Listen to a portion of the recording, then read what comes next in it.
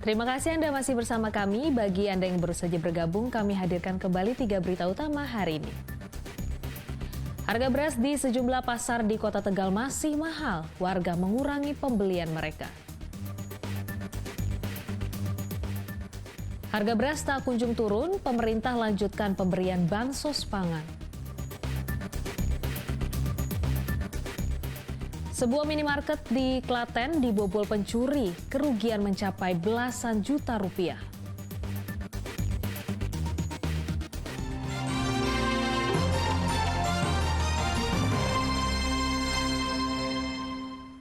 Seorang pria tua di Batang meninggal dunia di sebuah kamar mandi kompleks lokalisasi usai berkencan dengan salah satu PKS. Diduga korban meninggal akibat overdosis obat penambah stamina.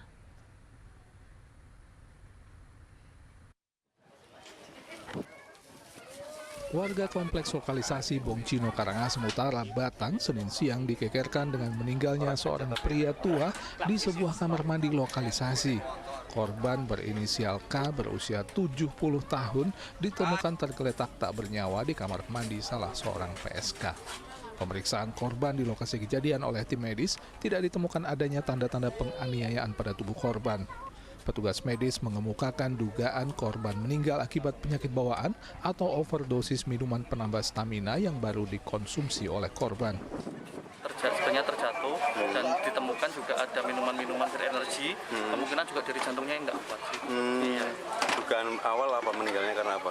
Mungkin karena penyakit bawaan juga bisa, karena kan kita juga tidak tahu gimana penyakit bawaan yang dulunya dia seperti apa, ada hipertensi atau tidak, kita tidak tahu. Tapi ketika dia minum minuman berenergi mungkin bisa juga jantungnya nggak terlalu kuat. Iya.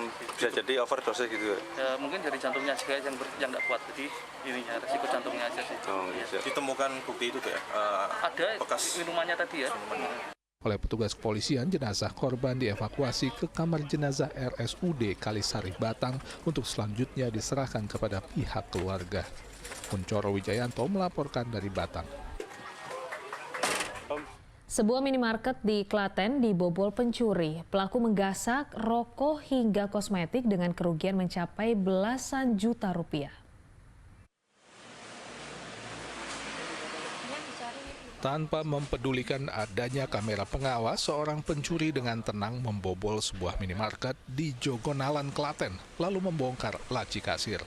Tidak hanya uang, sejumlah barang dagangan juga diambil, mulai dari rokok hingga kosmetik. Bahkan usai mengambil tangga untuk kabur, pelaku juga sempat kembali ke gudang untuk membawa sepasang sepatu milik karyawan yang tersimpan di sana.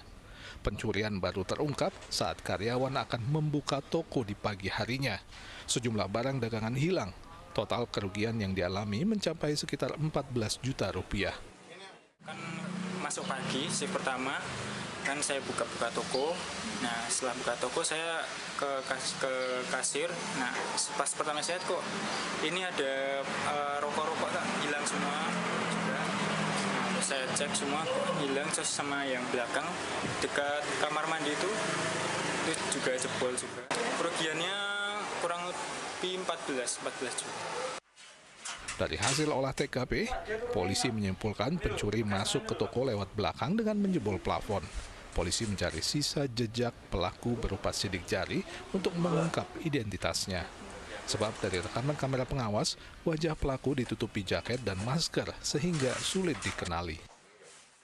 Jadi pelaku naik atap, langsung bobol atap ternit, bobol ke dekat gudang. Selanjutnya masuk dan mengambil barang-barang seperti rokok, kosmetik, dan ada ngambil sepatu dari karyawan.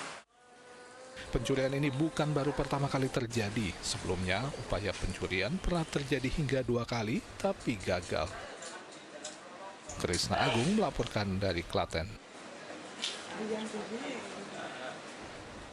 Seorang perangkat desa bernama Suratman yang menjadi korban pembunuhan di desa Giling Pati ternyata masih berkeluarga. Korban dibunuh karena dituduh berselingkuh dengan ibu pelaku. Pembunuhan seorang perangkat desa Giling Pati bernama Suratman oleh Setio Henry Wibowo, tetangganya sendiri, masih mengagetkan warga.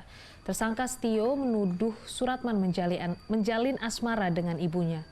Korban yang tewas 16 Januari lalu rupanya masih berkeluarga. Suratman memiliki seorang istri, 1 anak, dan 1 cucu yang tinggal serumah di Duku Srumbat RT 3 RW 3. Sedang ibu tersangka juga masih mempunyai suami yang saat ini tengah merantau di Sumatera. Baik korban maupun pelaku dan ibunya dikenal baik di lingkungan masyarakat maupun di lingkungan kerja. Pak Suratman di lingkungan pemerintah Desa Nggiling ya tergolong baik, juga supel orangnya, dan juga berkelan di lingkungan juga baik. Ya mungkin kalau jadi seperti itu pribadi atau permasalahan personal kayak kita juga tidak tahu. Kalau status Pak Suratman memang sementara ini yang kami tahu itu memang sudah berkeluarga dengan 1 istri dan 1 anak dan 1 cucu. Tim Jatanras Polrestabes Semarang meringkus seorang tukang rosok yang menikam seorang pemuda. Penikaman terjadi setelah tersangka diperingatkan korban agar tidak mendekati ibunya.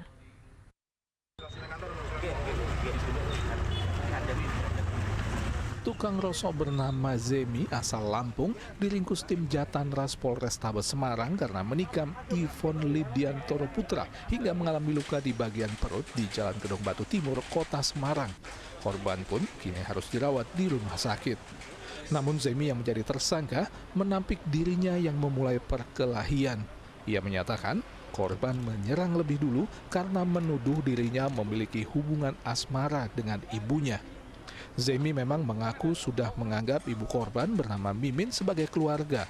Bahkan ia pernah meminjamkan sepeda motornya kepada ibu korban untuk berjualan selama hampir 1 bulan. Berapa hari? Lebih dari setengah bulan.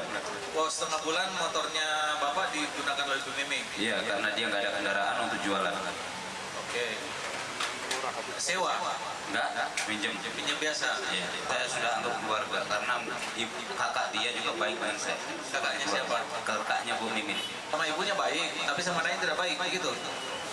Anaknya termakan oleh isu bapaknya karena dia kecemburuan buta. Polisi menyatakan dari hasil penyidikan, penikaman yang terjadi Rabu pekan lalu itu diawali oleh kedatangan korban Ivon bersama ayahnya ke tempat tersangka untuk mencari ibunya. Namun kecurigaan keduanya bahwa tersangka memiliki hubungan asmara dengan Mimin membuat pertemuan tersebut berujung pertengkaran yang menyebabkan penganiayaan. Lidianto bersama anaknya atas nama Ivon Lidianto Putra, yang kemudian menjadi korban penikaman. Jadi mencari ibunya dan mencari istrinya, yang pelapor dan korban penusukan ini menduga ibunya ada hubungan spesial dengan pelaku ini. Dan korban ini ketemu dengan pelaku Zemi Nawawi oleh korban atas nama Ivon menanyakan kepada pelaku, di mana posisi ibu saya. Namun kemudian yang terjadi adalah Ivon kemudian ditikam dengan menggunakan senjata tajam oleh pelaku. Dari tangan tersangka, petugas juga menyita sebilah pisau yang digunakan untuk menikam korban. Atas perbuatannya, tersangka kini ditahan dan bakal dijerat pasal 351 KUHP dengan ancaman hukuman 7 tahun penjara. Agus Hermanto melaporkan dari Kota Semarang.